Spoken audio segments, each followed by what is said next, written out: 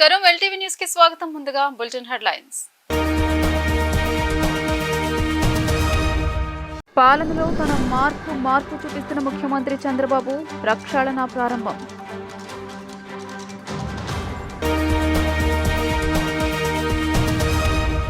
పార్లమెంట్లో ప్రజాహితమే ధ్యేయంగా నిర్ణయం తీసుకోవాలన్న వైసీపీ అధినేత జగన్మోహన్ రెడ్డి అన్ని రకాల పోరాటాలు చేసే శక్తి కూడా ఉందని ఎంపీలకు భరోసా.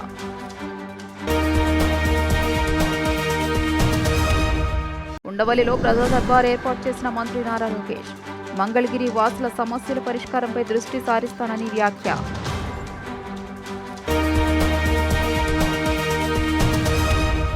ప్రభుత్వ ప్రక్షాళన విషయంలో తన వైఖరి ఏంటో సీఎం చంద్రబాబు నాయుడు స్పష్టం చేస్తున్నారు. 5 హామీల అమలుపై వేగంగా పనిచేయాలని ఉన్నతాధికారులకు ఆదేశాలు జారీ చేశారు. ప్రభుత్వ పాలసీల ప్రకటనకు ముందే కసరత్తు జరగాలని అధికారులకు దిశానిర్దేశం చేశారు. సీఎం చంద్రబాబు పాలనలో తన మార్పు చూపిస్తున్నారు. ప్రభుత్వ ప్రక్షాళన విషయంలో తన వైఖరి ఏంటో స్పష్టం చేస్తూ నిర్ణయాలు తీసుకుంటున్నారు. 5 హామీలపై అమలుపై ప్రణాళికతో వేగంగా పనిచేయాలని ఉన్నతాధికారులకు ఆదేశించారు. ప్రభుత్వ పాలసీల ప్రకటనకు ముందే సమగ్ర కసరత్తు జరగాలి, ప్రణాళిక ఉండాలి, నిర్ణయం వెలువడిన తర్వాత జాప్యం ఉండకూడదు అని అధికారులకు ఆదేశాలు జారీ చేశారు. నూతన ప్రభుత్వ హయాంలో పూర్తి స్థాయిలో ప్రక్షాళన దిశగా వివిధ విభాగాలపై సీఎం దృష్టి సారించారు. అన్ని విభాగాల్లో మార్పులు చేర్పులు, అధికారుల బదిలీలపై కసరత్తు చేపట్టారు. ఈ క్రమంలోనే నేడు సీఎంఓ, ప్రభుత్వ ప్రధాన కార్యదర్శి, డీజీపీలతో చంద్రబాబు నాయుడు సమావేశం కానున్నారు. సమర్థులైన అధికారులను నిబంధనల ప్రకారం పనిచేసే వారికి కీలక పోస్టింగ్లు ఇచ్చేలా ఆలోచనలు చేశారు. వైఎస్ఆర్సీపీ అంటకాగి కళంకితులుగా పేరు తెచ్చుకున్న వారిని దూరం పెట్టనున్నారు.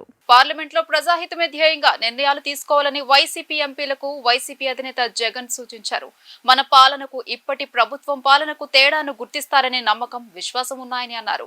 ప్రతి ఇంట్లో మన ప్రభుత్వం చేసిన మంచి ఉందన్నారు. నా వయసు చిన్నదే, నాలో సత్తువ ఇంకా తగ్గలేదన్నారు. 14 నెలలు పాదయాత్ర చేశానని, దేవుడు దయ వల్ల అన్ని రకాల పోరాటాలు చేసే శక్తి కూడా ఉందని ఎంపీలకు ఆయన భరోసా ఇచ్చారు. తాడేపల్లి పార్టీ కార్యాలయంలో వైసీపీ అధినేత జగన్ ఎంపీలతో సమావేశమయ్యారు. పార్లమెంటులో మనకు 11 మంది రాజ్యసభ సభ్యులు, 4 లోక్సభ సభ్యులు ఉన్నారని, మొత్తంగా 15 మంది ఎంపీలు మన పార్టీకి ఉన్నారు. టీడీపీకి 16 మంది ఉన్నారు. అందువల్ల మన పార్టీ కూడా చాలా బలమైనదే అని అన్నారు. మనల్నెవరూ ఏమీ చేయలేరని ధీమా వ్యక్తం చేశారు. మనం ధైర్యంగా ఉండి ప్రజల తరపున పోరాటం చేయాలన్నారు. 2019 నుండి 24 మధ్య ప్రభుత్వం ఎప్పుడొచ్చిందో, ఎప్పుడు మన పరిపాలనా కాలం ముగిసిందో తెలియదని పేర్కొన్నారు. ఈసారి కూడా అంతే, 5 ఏళ్లు ఇట్టే గడిచిపోతాయని ఎంపీలకు ధైర్యం చెప్పారు. పార్లమెంట్లో వ్యవహరించేటప్పుడు ప్రజాహితమే ధ్యేయం కావాలని, రాష్ట్ర ప్రయోజనాలు, దేశ ప్రయోజనాలను దృష్టిలో ఉంచుకుని అంశాల వారీగానే మద్దతు ఉంటుందన్నారు. ఎవరికైనా కానీ అంశాల వారీగానే మద్దతు ఉంటుందన్నారు. పార్టీ విధి విధానాల ప్రకారం ఎంపీలు ముందుకు సాగాలని సూచించారు. ప్రజల ముందు తలెత్తుకునేలా పార్లమెంటులో ఎంపీలు ముందుకు సాగాలని, రాజకీయంగా ఇప్పుడు మనం ఎదుర్కొంటున్న పరిస్థితులు తాత్కాలికమన్నారు. మన పరిపాలనను, చంద్రబాబు పరిపాలనను ప్రజలు గమనిస్తూనే ఉంటారన్నారు. ఖచ్చితంగా మనం తిరిగి ప్రజల విశ్వాసాన్ని పొందగలుగుతామనే నమ్మకం, విశ్వాసం ఉన్నాయన్నారు. ఈలోగా మనం ధైర్యాన్ని కోల్పోకూడదని సూచించారు. ఇది వరకటిలాగానే రాజ్యసభలో పార్టీ నాయకుడిగా విజయసాయిరెడ్డి కొనసాగుతారని జగన్ ప్రకటించారు. లోక్సభలో పార్టీ నాయకుడిగా మిథున్ రెడ్డి వ్యవహరిస్తారని, పార్లమెంటరీ పార్టీ నాయకుడిగా వైవి సుబ్బారెడ్డి బాధ్యతలు నిర్వర్తిస్తారని స్పష్టం చేశారు. తాను అందరికీ అందుబాటులో ఉంటానన్నారు. ఎంపీలంతా కలిసి కూర్చుని చర్చించుకొని ఆ మేరకు అడుగులు ముందుకేయాలని సూచించారు. పార్టీ పరంగా వ్యవహరించాల్సిన అంశాలను పరస్పరం చర్చించుకుని నిర్ణయాలు తీసుకోవాలన్నారు. ఎంపీలుగా మీరు వేసే ప్రతి అడుగు పార్టీ ప్రతిష్టను పెంచేదిగా ఉండాలన్నారు. పార్టీ కోసం మీరు కష్టపడండి, పార్టీ మిమ్మల్ని గుర్తుపెట్టుకుంటుందని హామీ ఇచ్చారు. ఎన్నికలయ్యే వరకు ప్రజల చుట్టూ తిరిగి గెలిచిన తర్వాత ఏరు దాటేసేలా నేతలకు భిన్నంగా నారా లోకేష్ వ్యవహరిస్తున్నారు. మంత్రిగా బాధ్యతలు చేపట్టక ముందే తనను గెలిపించిన ఓటర్ల సమస్యల పరిష్కారంపై దృష్టి సారించారు. ప్రతిరోజు ఉదయమే ప్రజా దర్బార్ నిర్వహించి మంగళగిరి వాసుల సమస్యల పరిష్కారంపై దృష్టి పెట్టాలని నిర్ణయించారు. ప్రజా దర్బార్ నిర్వహించి సమస్యలను అధికారుల దృష్టికి తీసుకెళ్లేందుకు ఓ టీంను ఏర్పాటు చేశారు. గత 5 ఏళ్లుగా ప్రతిపక్షంలో ఉన్న సేవా కార్యక్రమాలతో మంగళగిరి ప్రజల మనసు గెలిచిన యువనేత నారా లోకేష్ ఎన్నికల తర్వాత మరింత వేగం పెంచారు. ఇటీవల ఎన్నికలు రికార్డు స్థాయి మెజారిటీతో ఘన విజయం సాధించాక శాసనసభ్యుడిగా సరికొత్త ఒరవడికి శ్రీకారం చుట్టారు. ఎన్నికల ప్రచారంలో మంగళగిరి ప్రజల కోసం తమ ఇంటి ద్వారాలు తెరిచే ఉంటాయని చెప్పిన లోకేష్ నియోజకవర్గ ప్రజలు ఎదుర్కొంటున్న సమస్యలను నేరుగా తెలుసుకునేందుకు ప్రజా దర్బార్ ఏర్పాటు చేశారు. ఉదయం 8 గంటల నుంచి ఉండవల్లిలోని తన నివాసంలో యువనేత లోకేష్ స్థానిక ప్రజలను కలుసుకుని వారి సమస్యలను అడిగి తెలుసుకున్నారు. మంగళగిరి నియోజకవర్గ ప్రజలు తమ దృష్టికి తెచ్చే సమస్యలను ఎప్పటికప్పుడు పరిష్కరించడానికి వీలుగా ప్రత్యేక యంత్రాంగాన్ని సైతం ఏర్పాటు చేశారు. 2019 ఎన్నికల సమయంలో లోకేష్ ప్రజలకు అందుబాటులో ఉండరని వైఎస్ఆర్సీపీ నేతలు తప్పుడు ప్రచారం చేశారు. వాస్తవానికి గతంలో ఎమ్మెల్యేగా ఉన్న వ్యక్తి పత్తా లేకుండా పోగా యువనేత లోకేష్ నిత్యం ప్రజల్లో ఉంటూ నియోజకవర్గ ప్రజలకు చేదోడు వాదుడుగా నిలిచారు. సొంత నిధులతో 29 సంక్షేమ కార్యక్రమాలను అమలు చేసి మంగళగిరి ప్రజల మనసు గెలిచారు. రాష్ట్రంలో కొత్తగా ఏర్పడిన కూటమి ప్రభుత్వం ఉద్యోగుల డిమాండ్లు తీరుస్తుందన్న ఆశాభావాన్ని ఏపీ ఎన్జీఓ అధ్యక్షుడు శివారెడ్డి వ్యక్తం చేశారు. ఈ నెల చివరిలోగా అన్ని ఉద్యోగ సంఘాలను పిలిచి సమస్యలపై చర్చించి న్యాయం చేస్తానని ముఖ్యమంత్రి చంద్రబాబు హామీ ఇచ్చారని తెలిపారు. వెలగపూడి సచివాలయంలో ముఖ్యమంత్రి చంద్రబాబును ఏపీ ఎన్జీఓ నేతలు కలిశారు. అనంతరం ఏపీ ఎన్జీఓ అధ్యక్షుడు శివారెడ్డి మాట్లాడుతూ కూటమి మేనిఫెస్టోలో ఐఆర్ ఇస్తామని ప్రకటించిన విషయాన్ని కూడా చంద్రబాబు గుర్తు చేశారని తెలిపారు. ఉద్యోగులంతా టీడీపీ ప్రభుత్వం రావాలని కోరుకున్నారని తెలిపారు. ఉద్యోగులకు మేలు చేసే ప్రభుత్వం వచ్చిందని తెలిపారు. తమ సమస్యల పరిష్కారానికి కృషి చేయాలని విజ్ఞప్తి చేశామని అన్నారు. అన్ని సంఘాలతో భేటీ నిర్వహిస్తానని సీఎం చంద్రబాబు హామీ ఇచ్చారని తెలిపారు. ఈ నెల చివరిలో అన్ని సంఘాలతో మాట్లాడతానని చెప్పారని ఆయన స్పష్టం చేశారు. చాలా నూతనంగా అంటే మేము ఎన్నికైన తర్వాత ముఖ్యమంత్రిని కలిసడం ఇది. అదేవిధంగా ముఖ్యమంత్రి వర్యులు 4వ తూరి ప్రమాణ స్వీకారం చేసిన తర్వాత మేము శుభాకాంక్షలు తెలియజేయడానికి ఏపీ ఎన్జీఓ స్వచ్ఛన ఏపీ చేసిన ఉద్యోగులు కోరుకునే ప్రభుత్వం వచ్చింది. ఉద్యోగులు డిమాండ్లు తీర్చుతానే ఆశాభావంతో కలిసి శుభాకాంక్షలు తెలియజేసింది. సార్ మా డిమాండ్ విషయాలపైన మాట్లాడాలనుకున్నాం సార్. మేనిఫెస్టో కూడా పెట్టాను, మీకు ఐఆర్ ఇస్తామని కూడా చెప్పడం జరిగింది. కాబట్టి అనమ్మకంగా మా ఉద్యోగులందరూ కూడా ఈ ప్రభుత్వాన్ని కావాలని కోరుకోవడం జరిగింది. ఆ విధంగానే ప్రభుత్వంతో పాటు మా ఉద్యోగులతో పాటు ప్రజలు కూడా కోరుకున్నారు కాబట్టి అఖండ మెజార్టీతో గెలిపించుకోవడం జరిగింది. కాబట్టి ప్రజలకు ఇచ్చిన వాగ్దానాలు నెరవేర్స్తారని, మా ఉద్యోగులకు ఇచ్చిన వాగ్దానాలు కూడా నెరవేర్స్తారని ఆశాభావంగా అయితే అన్ని సంఘాలు కూర్చుకొని వీళ్ళు వెసులుబాటు పెట్టి ఈ నెలాఖరు లోపల అన్ని సంఘాలతో మాట్లాడతానని పిలిచి కూడా చెప్పడం జరిగింది. మరి ముఖ్యమంత్రి గారు ప్రత్యేకంగా ధన్యవాదాలు చేసుకుంటున్నాం. Thank you. ఓకే. తమ ప్రభుత్వం సృష్టించిన సంపదను దోచుకున్న గజ దొంగ వైఎస్ జగన్మోహన్ రెడ్డి అని టీడీపీ మాజీ ఎమ్మెల్సీ బుద్దా వెంకన్న ఆరోపించారు. తన హయాంలో రద్దు చేస్తూ తీర్మానం చేసిన శాసన మండలి నేడు జగన్మోహన్ రెడ్డికి దిక్కైందని ఎద్దేవా చేశారు. సిబిఐ, ఈడీ సంస్థలు వీలైనంత త్వరగా జగన్ కేసులు విచారించి జైలుకు పంపాలంటూ కోరారు. టీడీపీ మాజీ ఎమ్మెల్సీ బుద్దా వెంకన్న తన నివాస కార్యాలయంలో శనివారం పాత్రికేయుల సమావేశం నిర్వహించారు. ఈ సందర్భంగా ఆయన మీడియాతో మాట్లాడుతూ గత ప్రభుత్వంలో శాసన మండలిలో తెదేపా సభ్యులు ఎక్కువగా ఉన్నారని భావించిన జగన్మోహన్ రెడ్డి ఆ శాసన మండలిని రద్దు చేస్తూ పార్లమెంటు తీర్మానం పంపిన సంగతి గుర్తు చేశారు. రాష్ట్రంలో ఘోరాతి ఘోరంగా ఓటమి చవిచూసిన జగన్మోహన్ రెడ్డికి ఆనాడు రద్దు చేద్దామనుకున్న శాసన మండలి సభే నేడు దిక్కైందని ఎద్దేవా చేశారు. తమ ప్రభుత్వ హయాంలో సంపదని సృష్టిస్తే ఆ సంపదను దోచుకున్న వ్యక్తి జగన్మోహన్ రెడ్డి అని మండిపడ్డారు. దేశ చరిత్రలోనే వివిధ ఆర్థిక నేరాల కింద బెయిల్ మీద బయటకు వచ్చి నేటికి అరెస్టు కాబడని వ్యక్తిగా జగన్మోహన్ రెడ్డి చరిత్ర పుటల్లో నిలిచారని విమర్శలు చేశారు. ఇప్పటికైనా enforcement directorate, central bureau of investigation సంస్థలు జగన్ ఆర్థిక నేరాల కేసులను త్వరితగతిన విచారణ చేపట్టి జగన్ను జైలుకు సాగనంపాలంటూ విజ్ఞప్తి చేశారు. ఏ శాసన మండలిని రద్దు చేద్దాం అనుకున్నావో ఆ శాసన మండలి సభ్యులను పిలిచి దిక్కు లేకుండా వాళ్ళతో మాట్లాడుతున్నావు. ఇంకొక గొప్ప విషయం చెప్తా. ఈ జగన్మోహన్ రెడ్డి ఎంత సైకో అంటే ఎన్నికల ముందు 5గురు ఎమ్మెల్సీలు జగన్మోహన్ రెడ్డి దగ్గర ఉన్నటువంటి 5గురు ఎమ్మెల్సీలు జగన్మోహన్ రెడ్డి చిపో అని బయటకు వచ్చారు. రాష్ట్ర చరిత్రలో ఎక్కడ రారు. ఇప్పుడు ఎన్నికలు అయిన తర్వాత అధికారం అటు ఇటు అయితే కొంతమంది అయ్యారాములు గైరాములు మారుతారు, అది పక్కన పెట్టండి. ఇక్బాల్, శ్రీరామచంద్రయ్య, అలాగే ఎస్కోట రాజు, అలాగే ఇక్కడ మన గురజాల ఎమ్మెల్సీ, ఇలా చూసుకుంటూ పోతే 5గురు చిప్ నీ ఎమ్మెల్సీ వద్దు, నువ్వు వద్దు అన్నారు. అంటే అంత చండాలంగా పరిపాలన సాగించిన వంశీ కృష్ణ, ఇది మన వైజాగ్, ఇప్పుడు జనసేన పార్టీ మీద గెలిచిన వ్యక్తి. 5గురు శ్రీరామచంద్రయ్య, వంశీ కృష్ణ, ఇక్బాల్, అలాగే ఎస్కోట రాజు గారు, అలాగే మన గురజాల బీసీ నాయకుడు, 5గురు కూడా వదులుకొని వచ్చారు. కాబట్టి జగన్మోహన్ రెడ్డి దుకాణం బంద్. చంద్రబాబు నాయుడు గారు ఎన్ని హామీలు అయితే ఇచ్చారో అన్ని హామీలు చేస్తారు. ఈ రాష్ట్రానికి సంపద సృష్టిస్తారు. ఈ రాష్ట్ర పేద ప్రజలను ఆదుకుంటారు. ఈ రాష్ట్ర యువకులకు ఉద్యోగ అవకాశాలు కల్పిస్తారు. అన్నీ కూడా ఈ రాష్ట్రం సస్యశ్యామలంగా ఉంటుంది. చంద్రబాబు నాయుడు గారు నిన్ను 100 ఏళ్ళు బతుకుంటారు. ఆ నిన్ను 100 ఏళ్ళు కూడా ఆయన అధికారంతో ప్రజలకి బాగు చేయడానికే చూస్తారు. కానీ తన కుటుంబం బాగుండాలని లేదా ఆ కుటుంబానికి బాగు చేసుకోవాలని కూడా ఏ రోజు అనుకోరు. సాక్షాత్తు చంద్రబాబు నాయుడు గారు ఆ జైలులో ఉన్నప్పుడు భువనేశ్వర్ గారు మాట్లాడారు. ఏ రోజు కూడా ఆయన కుటుంబం గురించి కానీ టైం కూడా ఇవ్వలేదని. దట్ ఈజ్ చంద్రబాబు గారు ప్రజల కోసం అంకిత భావంతో పనిచేసే వ్యక్తి.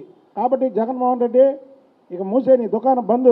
వైఎస్ఆర్సీపీ ప్రభుత్వ హయాంలో అనేక ఇబ్బందులు ఎదుర్కొన్న ఆరుద్ర కుటుంబానికి సీఎం చంద్రబాబు ఆపన్న హస్తం అందించారు. చంద్రబాబు నాయుడు సీఎం గా బాధ్యతలు తీసుకున్న అనంతరం సచివాలయంలో కుమార్తెతో సహా ఆయన్ను కలిసింది. ఆరుద్ర కుమార్తె దుస్థితి చూసి ఆయన చలించిపోయారు. ఈ క్రమంలోనే 5 లక్షల రూపాయల ఆర్థిక సాయం, నెలకు 10,000 రూపాయల పింఛన్ను ప్రకటించారు. వైఎస్ఆర్సీపీ పాలనలో 5 ఏళ్లుగా నరకయాతన అనుభవిస్తున్న ఆరుద్ర కుటుంబానికి చంద్రబాబు ఆపన్న హస్తం అందించారు. వీల్ చైర్కే పరిమితమైన ఆరుద్ర కుమార్తెకు మెరుగైన వైద్యం అందించాలని అధికారులను ఆదేశించారు. దివ్యాంగురాలైన తన కుమార్తెకు పింఛన్, ఆర్థిక సాయం ప్రకటించి భవిష్యత్తులోనూ అన్ని విధాలా అండగా ఉంటామని భరోసా ఇచ్చారు. ఇన్నాళ్లు కష్టాలతో కన్నీళ్లు కార్చిన ఆరుద్ర ఇప్పుడు సంతోషంతో ఆనంద బాష్పాలు రాల్చారు. 5 ఏళ్లుగా వైఎస్ఆర్సీపీ పాలనలో నరకం అనుభవించిన ఓ బాధితురాలికి ముఖ్యమంత్రి చంద్రబాబు అండగా నిలిచారు. కుమార్తెకు తీవ్ర ఆరోగ్య సమస్యలతో పాటు వైఎస్ఆర్సీపీ నేతల అరాచకాలకు ఎదురెదిన ఆరుద్రను సచివాలయంలో కలిసిన చంద్రబాబు వారి స్థితిని చూసి చలించిపోయారు. తీవ్ర వెన్ను నొప్పితో బాధపడుతున్న ఆరుద్ర కుమార్తె చికిత్స కోసం 5 లక్షల రూపాయల ఆర్థిక సాయం ప్రకటించారు. నెలకు 10,000 రూపాయల చొప్పున పింఛన్ మంజూరు చేశారు. అలాగే వారికి ఎదురవుతున్న వేధింపుల పట్ల కూడా చర్యలు తీసుకుంటామని హామీ ఇచ్చారు. మళ్ళీ ఆంధ్రాలో కూడా మనల్ని గుర్తించుకోవడానికి, బతకడానికి ఒక అవకాశం ఇచ్చారు చంద్రబాబు గారు. అయితే అది నాకు చాలా సంతోషంగా ఉంది. మొత్తానికి అసలు కలుస్తారో లేదో అని టెన్షన్తో ఉన్నాను. ఎందుకంటే సీఎం గారిని కలవడానికి ఒక ఆర్డినరీ అమ్మాయికి సాధ్యం కాదు. కానీ నా తండ్రిలాగా ఆయన పిలిచి నా బిడ్డని ఆశీర్వదించారు. అది నాకు చాలా సంతోషంగా ఉంది. మేము వైసీపీ గవర్నమెంట్లో కోల్పోయిన దానికి ఏం చేయలేము. కానీ ఆయన ఆర్థికంగా మాకు ఆదుకోవడానికి 5 లక్షలు ఇస్తానన్నారు. పాపకి పెన్షన్ తిరిగి ఇప్పిస్తా అన్నారు. 10,000 ఆ పెన్షన్ ఇప్పిస్తా అన్నారు. అది చాలా సంతోషం. చాలా చాలా చాలా థ్యాంక్ యూ సార్. అలాగే కోర్టు కేసులు కూడా నాకు ఇమ్మీడియట్గా నాకు సాల్వ్ చేపిస్తానని అన్నారు. ఆ లీగల్ సెల్ ద్వారా నాకు మాట్లాడిస్తానన్నారు. చాలా సంతోషం సార్. నెక్స్ట్ అలాగే నేను ఒక చిన్న జాబ్ పిల్లకి ఏమన్నా ఇవ్వమంటే అది కూడా మాట్లాడతానన్నారు. నాకంతే చాలా. ఇంక నాకేమి, పాపకి స్పైనల్ కార్డ్ ఇంజ్యూరీ అండి. ఆ స్పైనల్ కార్డ్ ఇంజ్యూరీ నేను ఆపరేషన్ చేయించుకుందామంటే మా ఇల్లు అమ్ముకోకుండా దాడిచెట్టు రాజా గారి గన్మెన్ కానిస్టేబుల్ మమ్మల్ని చాలా ఏడిపించారు సార్. మా పాపని నన్ను ఈరోజు పూర్తిగా మంచానికి అంకితం చేసేసారు. ఈడ్చి కొట్టేశారు పిల్లని. దాని ప్రాపర్టీ దానికి ఇప్పించమన్నానని నన్ను, మా ఆయన్ని, మా పాపని ముగ్గురిని కలిపి మెంటల్ హాస్పిటల్లో జాయిన్ చేశారు సార్ ఆ పోలీసులు, వైసీపీ నేతలు. వాళ్ళ నుంచి బయట రప్పించి గంటి బాబ్జీ గారు, అనిత్ గారి ద్వారా చంద్రబాబు గారు గీతన్స్ హాస్పిటల్లో చేర్పించి నాకు నా బిడ్డకి ప్రాణభిక్ష పెట్టారు. శ్రీభరత్ గారికి, లోకేష్ గారికి నేను ఎంతో రుణపడి ఉన్నాను సార్. కొంచెం ఉంది సార్, దానికి పూర్తిగా ఈ దాడిలో పూర్తిగా చంపేయడానికే ట్రై చేశారు సార్. నాకు ఎటువంటి పొలిటికల్ పోలీస్ బ్యాక్గ్రౌండ్ లేదు సార్. నేను ఒక సాధారణమైన గృహిణిని అంతే. నా బిడ్డ కోసం నా బిడ్డ ప్రాపర్టీ అమ్ముకుని దానికి న్యాయం చేసుకోవాలనుకున్నాను. స్థలం గురించేనండి. ఇంకా కాశీ వెళ్ళిపోయామండి. ఇంకా ఇంకా ఇంకా జగన్మోహన్ రెడ్డి గారే మళ్ళీ వస్తే నేను ఇంకా అక్కడ గంగలో దూకేద్దాం అనుకున్నాను సార్. కానీ నా అదృష్టం కొద్దీ చంద్రబాబు గారు గెలిచారు. చంద్రబాబు గారు కాదండి, నా బిడ్డ గెలిచింది. చంద్రబాబు గారు, పవన్ కళ్యాణ్ గారు, లోకేష్ గారు భర్త గారు కాదండి. ఈరోజు నా బిడ్డ గెలిచిందన్నంత ఆనందంగా నాకైతే ఉంది. ఆడపిల్లలు ప్రశాంతంగా స్వతంత్రంగా బతికే హక్కు కోసమే నేను కష్టపడ్డాను సార్. ఒక ఆడపిల్ల జీవితమే కష్టం, అందులోనే అది దివ్యాంగురాలు అయితే ఇంకా నరకం. దాని ప్రాపర్టీ దాన్ని చీల్చడానికి, దాన్ని పూర్తిగా చంపేయడానికి ప్రయత్నాలు చేశారు సార్ మా బావగారు. ఈ కానిస్టేబుల్ సోమశేఖర్, మా బావగారు సోమశేఖర్ అండి. ఆయనకి అసలు నిర్దాక్షిణ్యంగా నా భర్తకి కొడుకులు లేకపోతే ఆయన కొడుకు ఎలా వెళ్ళిపోద్దండి. కేవలం ఈ కానిస్టేబుల్ అండ చూసుకుని ఆయన కూడా కొడుపూడి సూర్యనారాయణరావు గారు అండ చూసుకుని సోమశేఖర్ భరత్ కూడా ఇలాగే ఏడిపించారు సార్. నా బిడ్డని చంపడానికి అన్ని రకాలుగా ప్రయత్నాలు చేశారు. ఇప్పుడు రక్షించారు. Thank you sir. రాష్ట్ర కేబినెట్ కూర్పు అద్భుతంగా ఉందని టీడీపీ మాజీ మంత్రి ఎమ్మెల్సీ రామకృష్ణుడు అన్నారు. ప్రజలు ఒక మార్పు కోసం తీర్పు ఇచ్చారని తెలియజేశారు. ప్రజల తీర్పునకు అనుగుణంగానే మంత్రివర్గం ఉండాల్సిన అవసరం ఉందని ఆయన స్పష్టం చేశారు. వెలగపూడి సచివాలయంలో ముఖ్యమంత్రి చంద్రబాబును ఎమ్మెల్సీ యనమల రామకృష్ణుడు కలిశారు. అనంతరం ఆయన మీడియాతో మాట్లాడుతూ యువతకు ప్రాధాన్యత ఉండాలని తెలిపారు. కేబినెట్లో అవకాశం వచ్చిన యువతరం చిత్తశుద్ధితో పనిచేయాల్సిన బాధ్యత ఉందని అన్నారు. జగన్ గత 5 ఏళ్లలో రాష్ట్రంలో సంక్షోభం సృష్టించారని ఆరోపించారు. కొంత సమయం పట్టినా చంద్రబాబు సమర్థుడు కాబట్టి ఈ సంక్షోభం నుంచి బయటకు రావడం పెద్ద విషయం కాదని పేర్కొన్నారు. సంక్షేమంతో పాటు అభివృద్ధి జరగాలని ఆయన అన్నారు. ప్రజలు ఒక మార్పు కోసం తీర్పిచ్చారు. మార్పు ఏంటంటే కొత్తగా ప్రభుత్వం కానీ అదేవిధంగా పాలసీస్ కానీ సమాజంలో మార్పు కానీ ఇవన్నీ కావాలనేటువంటి ఉద్దేశంతో ప్రజలు తీర్పిచ్చారు. ఆ తీర్పుకు అనుగుణంగా ఉండవలసినటువంటి అవసరం ఉందా మంత్రివర్గం కూడా. ఎందుకంటే మొదటి నుంచి కూడా నేను చెప్తూ ఉన్నాను, యంగర్ జనరేషన్ వచ్చినప్పుడు యంగర్ జనరేషన్ని అకామిడేట్ చేస్తూ ఉండాలి. ఇప్పుడు కూడా అకామిడేట్ చేస్తూ ఉంటే ఆ పార్టీ కానీ ఆ ప్రభుత్వం కానీ 4 కాలాల పాటు ఉంటుంది. ఇది నేను 2007 సంవత్సరంలో ఫస్ట్గా మహానాడులో చెప్పాను నా స్పీచ్లో, తర్వాత 2009లో కూడా చెప్పాను. అందుకని యంగర్ జనరేషన్కి అవకాశాలు వచ్చింది ఈ క్యాబినెట్లో. ఆ యంగర్ జనరేషన్కి అవకాశం ఇవ్వడానికి అందరూ కూడా వెల్కమ్ చేయవలసినటువంటి సందర్భం. అంతే ఈ యంగర్ జనరేషను కమిట్మెంట్ తోటి అదేవిధంగా ఒక చిత్తశుద్ధితోటి పనిచేయవలసినటువంటి బాధ్యత కూడా ఉంది. ఆనాడు మేము 29 సంవత్సరాలు ఉన్నప్పుడు ఎన్టీ రామారావు మాకు అవకాశం ఇచ్చారు. సో చిత్తశుద్ధితోటి లాయల్టీతోటి పనిచేస్తే కమిట్మెంట్ తోటి పనిచేస్తే ఎవరైనా 4 కాలాల పాటు నాయకుడిగా ఉండటానికి అవకాశం ఉంటుంది. అంతేత ఈ ఏదైతే క్యాబినెట్ కూర్పు ఉందో అటు తప్పకుండా 100% బ్రహ్మాండంగా ఉండి వెల్కమ్ చేస్తున్నాం కూడా అందరూ కూడా. ఇంకా సీనియర్స్ అనేటువంటిది నేను చెప్పాను, మీరు ఒకసారి ఆ రోజు పేపర్లు చూస్తే తెలుస్తుంది. యంత్రాంగం అంతా కూడా చిత్తశుద్ధితో పనిచేసి ఏదైతే ప్రజలు ఆశ పెట్టుకున్నారో రాష్ట్రానికి చేయవలసిన కార్యక్రమాలు ఉన్నారో ఇవన్నీ చేయవలసిందే. ప్రతి ఒక్కరు కూడా పార్టీలో ఉన్నటువంటి వాళ్ళు అదేవిధంగా కూటమి యొక్క బాధ్యత. 30 సంవత్సరాలు నేను ఉంటానన్నాడు. 30 సంవత్సరాలు 5 సంవత్సరాలు ప్రజలు కళ్ళు మూసేశారు. ఆ కళ్ళు ఎప్పుడు తెరుస్తారో తెలియదు. ప్రజాస్వామ్యంలో ప్రజల ఇష్టం. ఆయన సరిగ్గా చేసుకోలేకపోయాడు కాబట్టి కళ్ళు మూసేశారు. 30 సంవత్సరాలు ఉంటానని గర్వం పడుకునేటువంటి వ్యక్తి 5 సంవత్సరాలు ఎందుకు పోయాడు అంటే ఈ రాష్ట్రాన్ని ధ్వంసం చేశారు కాబట్టి, రాష్ట్ర ప్రజలకు అన్యాయం చేశారు కాబట్టి మార్పు కోరుకున్నారు. ఈ మార్పును మేము సరిగ్గా ఉపయోగించుకుని ప్రజలకి రాష్ట్రానికి ఉపయోగపడితే పర్మనెంట్గా ఉండడానికి అవకాశం ఉంది. జగన్మోహన్ రెడ్డి 5 సంవత్సరాల్లో దాదాపు క్రైసిస్ క్రియేట్ చేశారు. ఎకానమీ క్రైసిస్ కాదు, ఫైనాన్షియల్ క్రైసిస్ కాదు, అదేవిధంగా అనేక రకాల డెవలప్మెంట్ లేకుండా చేశారు. లేదా మెయిన్గా ఏంటంటే ఫైనాన్షియల్ క్రైసిస్ ఉంది ఇప్పుడు, అదేవిధంగా ఎకానమీ క్రైసిస్లో ఉంది. ఈ రెండును కూడా తట్టుకోవాల్సినటువంటి బాధ్యత ఉంది. అంచేత కొంత టైం పట్టినప్పుడు కూడా చంద్రబాబు నాయుడు గారు సమర్థుడు కాబట్టి ఆయన ఫైనాన్స్ మినిస్టర్ చేశారు. అదేవిధంగా ముఖ్యమంత్రి చాలా సంవత్సరాలు చేస్తారు, అనుభవం ఉన్నటువంటి నాయకుడు కాబట్టి మేజర్ క్రైసిస్ రెండు ఏవైతే ఉన్నాయో ఈ క్రైసిస్ నుంచి బయటకు రావడం.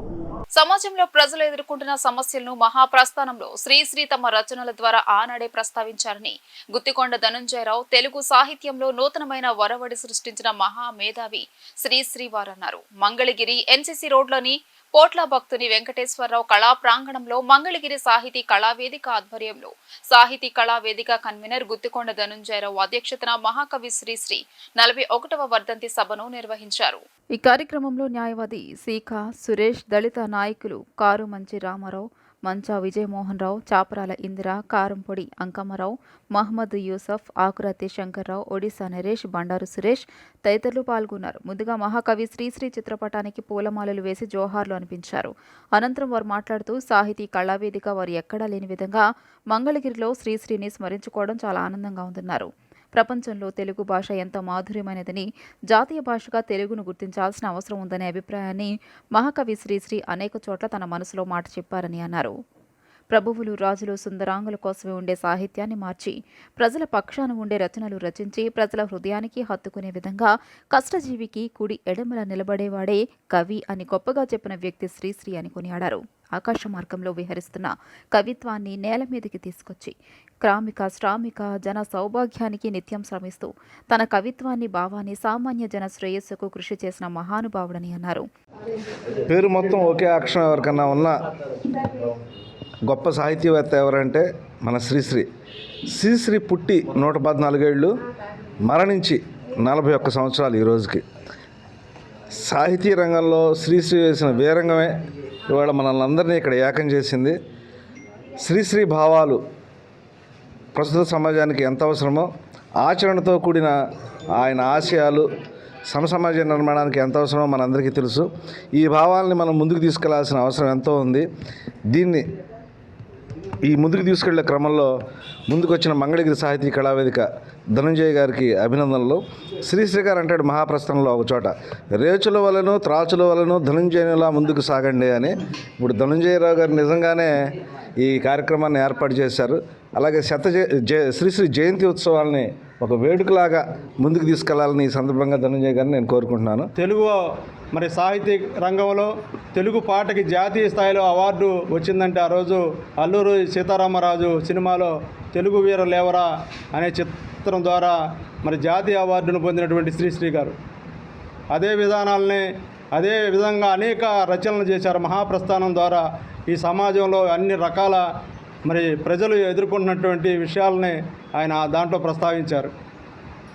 అటువంటి మహానుభావునికి మంగళగిరి సాహితీ కళావేదిక మరి ఘనంగా నివాళులు అర్పిస్తూ ఉంది. శ్రీశ్రీ మహాప్రస్థానాన్ని 100 కాపీలపై 105 కాపీలు మంగళగిరిలో ఉన్నటువంటి శ్రీశ్రీ అభిమానులందరికీ కూడా మహాప్రస్థానాన్ని వాళ్ళకి గౌరవ సూచకంగా ఇవ్వటం అనేటువంటిది జరిగింది. అలాంటి కార్యక్రమాన్ని నిర్వహించడం జరిగింది. ఆ కార్యక్రమంలో ఆనాటి కన్వీనర్గా మన గోలి సీతారామయ్య గారు ఉండి చాలా శక్తివంతంగా కృషి చేశారు.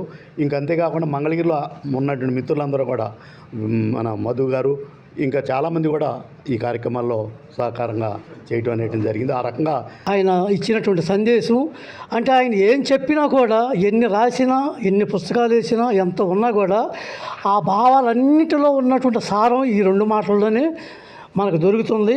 ఈ 2 మాటలు అర్థమైతే మనకి ఈ 2 మాటల్లో ఉన్నటువంటి విషయాన్ని మరి సమాజం సమసమాజంగా ఉందా లేదా ఎందుకు ఉండలేదు అనేది చూసినప్పుడు సమసమాజం లేకపోతే శ్రీశ్రీ అక్కడ ఘర్షణ పడుతున్నాడు అని మనం అర్థం చేసుకోవాలి. అట్లాగే సకల జనుల సౌభాగ్యం జరుగుతుందా లేదా అని అనుకున్నప్పుడు సకల జనుల సౌభాగ్యం జరగట్లేదంటే ఇక్కడ శ్రీశ్రీ ఫైటింగ్ చేస్తున్నాడని, పోరాడుతున్నాడని మనం అర్థం చేసుకోవాలి. ఆ రకంగా శ్రీశ్రీ సాహిత్యం యథార్థ జీవిత యథార్థ దృశ్యం జగానికంతా చౌలిస్తానోయ్ అన్నారు ఆయన. అంటే ఈ జగానికి మొత్తం ఆ యథార్థ జీవుల యొక్క యథార్థ దృశ్యాన్ని భావి వేదముల జీవనాదములు జగత్తుకంతా చౌలిస్తానోయ్. ఇట్లా రాబోయే తరానికి కూడా తనదైనటువంటి భావాలని విస్తృతంగా వ్యాపించజేసినటువంటి మహా వ్యక్తి శ్రీశ్రీ. ఆయన మనకు చిరస్మరణీయులు. ఇక లేరేమో ఉండరేమో ఆ పదపట్టికని మనకు అందించేవాళ్ళు ఇక చరిత్రలో దొరకడు. అంతటి మహాకవి శ్రీశ్రీ గారి వర్ధంతి సభని మా వేమన సాహిత్య వేదిక ద్వారా జరుపుకోవటం మా అదృష్టంగా భావించి మా పిలుపుకు స్పందించి ఇంతమంది వచ్చి దీన్ని జయప్రదం చేసినందుకు అందరికీ కూడా శ్రీశ్రీ గారి విప్లవాభివందనాలు తెలియజేస్తూ మంగళగిరి సాహితీ కళావేదిక తరపున అందరికీ కూడా ధన్యవాదాలు తెలియజేస్తూ ముగిస్తాం. అలాంటి మహాకవిని ఎవరు మర్చిపోకూడదు. మరి ఇప్పుడు తరం అసలు తెలవటం లేదు.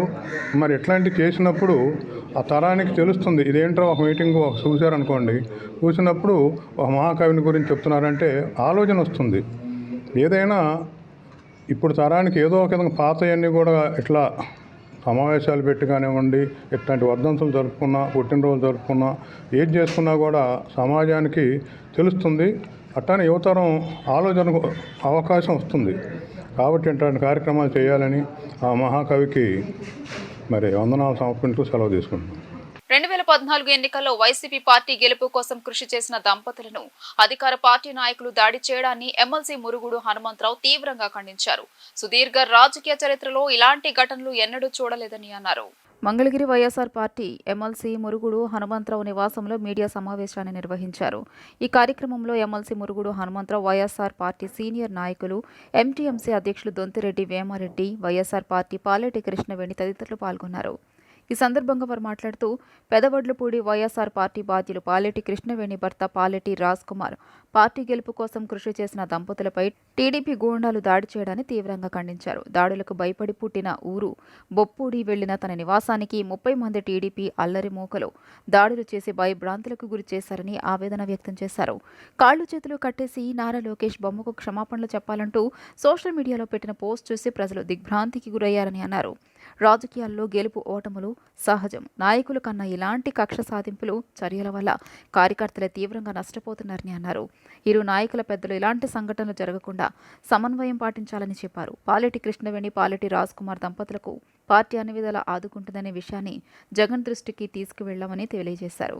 నిజంగా మంగళగిరి నియోజకవర్గంలో ఏనాడు కూడా స్వతంత్రం వచ్చిన తర్వాత నేనైతే చూడలే. ఎన్ని సంవత్సరాల నుంచి రాజకీయాల్లో ఉన్నాను కానీ ఇలాంటి పరిస్థితిని చూడలేను. భయభ్రాంతులను చేసి ఈ రకంగా వైఎస్ఆర్ కాంగ్రెస్ పార్టీలో ఉండడం పడటం అనేది చాలా చాలా నీచమైనటువంటి కార్యక్రమంగా మేము భావిస్తాము.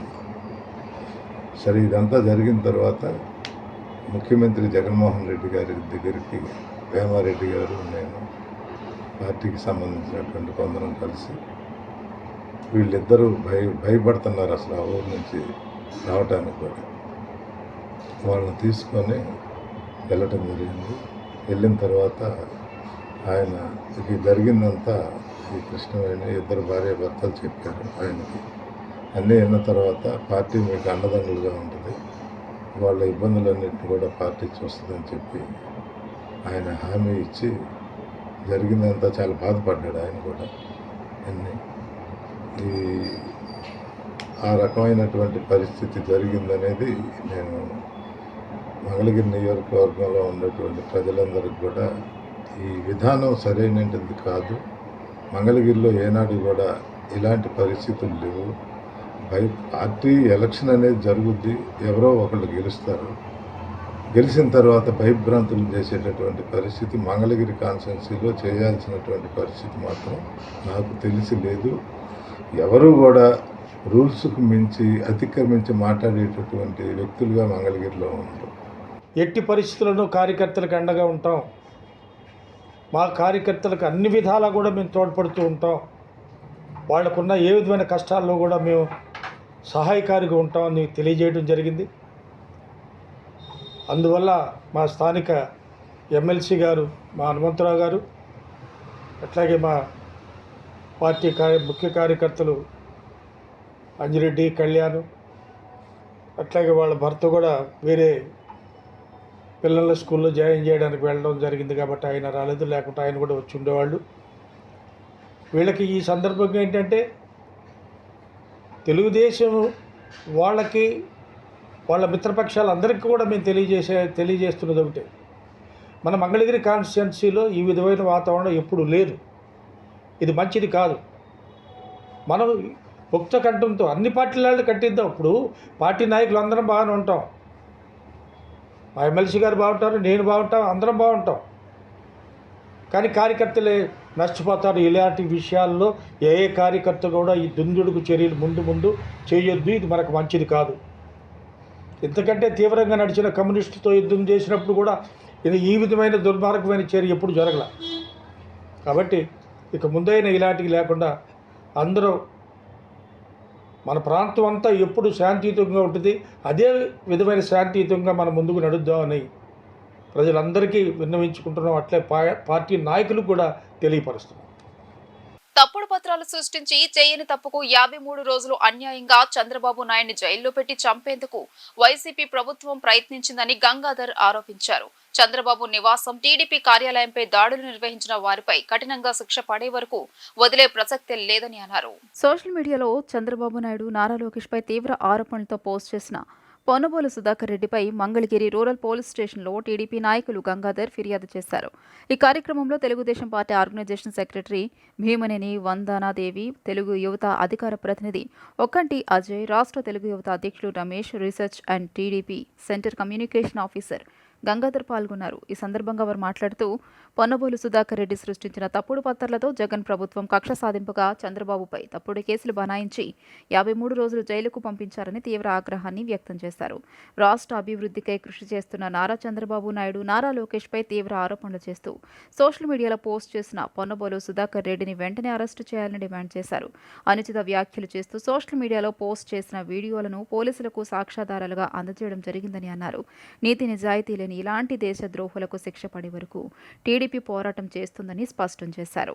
నాకు రాజధాని రైతులు 150 కోట్ల ఆఫర్ ఇచ్చారని, మన 10 కోట్ల రూపాయలు ఆనాటి డిప్యూటీ సీఎం కేఈ కృష్ణమూర్తి ఇచ్చాడని, తర్వాత తన్ని నేను కర్నూలు నుంచి డోన్ పోయేటప్పుడు నాకు 500 మంది గార్డు చేశారు.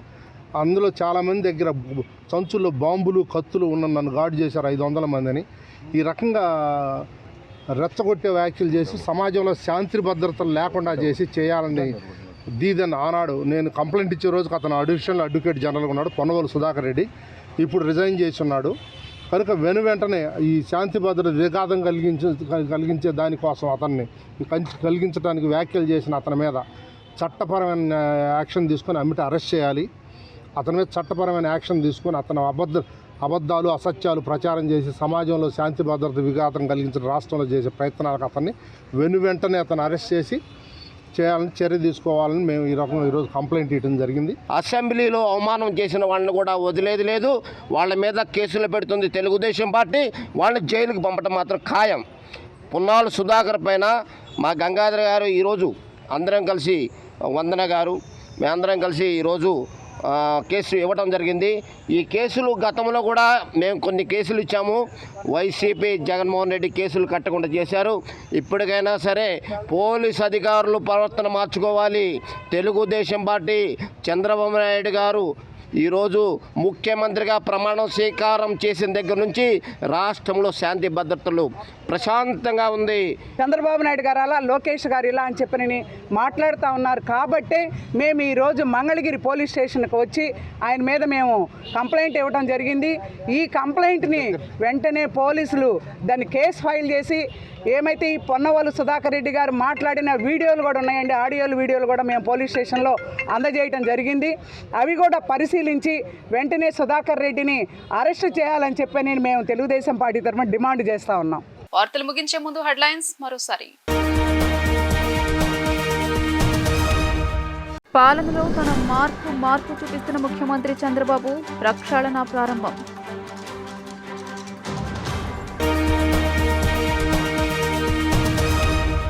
పార్లమెంట్లో ప్రజాహితమే ధ్యేయంగా నిర్ణయం తీసుకోవాలన్న వైసీపీ అధినేత జగన్మోహన్ రెడ్డి, అన్ని రకాల పోరాటాలు చేసే శక్తి కూడా ఉందని ఎంపీలకు భరోసా.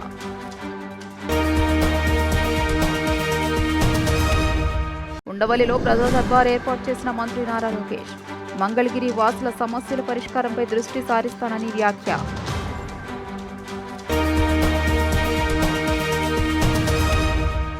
ఈ వార్తలు ఇంతటితో సమాప్తం. నమస్కారం.